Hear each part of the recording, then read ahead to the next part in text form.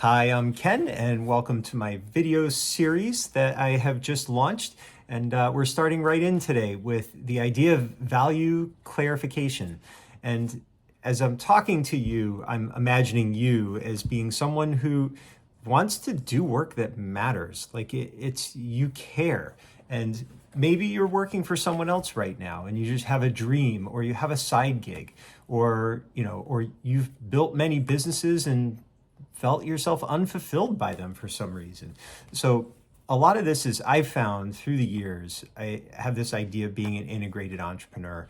Through all the successes and failures and things that have gone well and things that fell apart, I feel fulfilled by the work. I'm glad that I've done what I've done, and the best people that I've gotten to know and work with have felt the same. And they'll bounce from project to project sometimes, but they get really clear on the value that they're delivering on, right? And it's partially the value that comes from who they are and their personal experiences and their professional experiences, all of that. But it's also what they believe in, and usually they have a cause. It's something that's greater than themselves. So a lot of this is this first part when I'm coaching people. The idea is let's connect to that. Let's delve into it. Now, I'll be doing these things. I am just riffing. There's no script. I do all of this off of 3x5 cards with a couple of bulleted notes so that I can just share some basic information with you, and hopefully it will be helpful to you. So as we go into this first module that I call it, and there'll be a series of videos coming after this one, I'll make sure they're all labeled. There's kind of 4 things that you want to come away from this with. And the first one is thinking in terms of your clarity accelerates their understanding.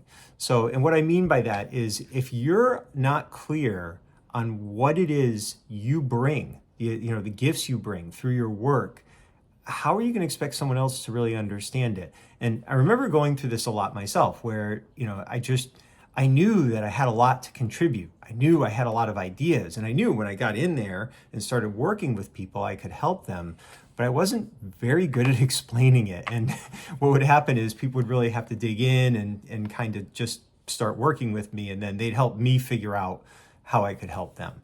So, but if you can go through a process, and we'll go through some questions and some different ways for you to think about what the real value you have to bring is, and then what you'll find is money follows the value. So if this is all about a business, it's about monetizing those unique contributions you have. So we're going to be focused on that. But that's the first thing. Your clarity accelerates their understanding. Next thing is, how do you get the right yeses and the right nos? How do you know when to say yes to something and when to say no to something? A lot of times, there's an old expression, businesses are as likely to stuff themselves to death as they are to starve themselves to death. And again, very familiar with this. I've never met an idea I didn't like and enthusiastically thought I could make happen. And the problem is when we're not super clear, it's really hard to make smart decisions about that. And sometimes we'll say, in my case, yes too much. Other people, they have some fear and they say no too much. So we want to be strategic and know as best we can how to say yes to the right things and say no to the right things as well. Okay. Third thing is understanding the idea of a minimum effective dose. And again, a lot of, especially service providers, they get a client, they get someone to work with, and they dump so much information and knowledge. And they're thinking about all the ways that they can help them. And they're super excited. And what you end up doing is overloading, right? And I was listening to Peter Attia. He has a podcast called The Drive, and he's into longevity and health, that kind of stuff. And he was talking about resistance training and the fact that what he wanted to determine was the minimum effective dose to get the maximum amount of benefit relative to that effort. And a lot of times we forget that. So we're overworking in certain areas, underworking in others. So, my partner asked me once, she said, how many hours do you expect me to work? And my response was, my expectation is that you and I both, we work the minimum amount of hours necessary to produce the result that we want to produce. The idea of doing more just to say you did more really doesn't make a lot of sense. So we want to pare it down and figure out what's that minimum effective dose that you have to be successful with what you do. And then you can build off of that, of course, and do all kinds of cool additional stuff because you feel like it.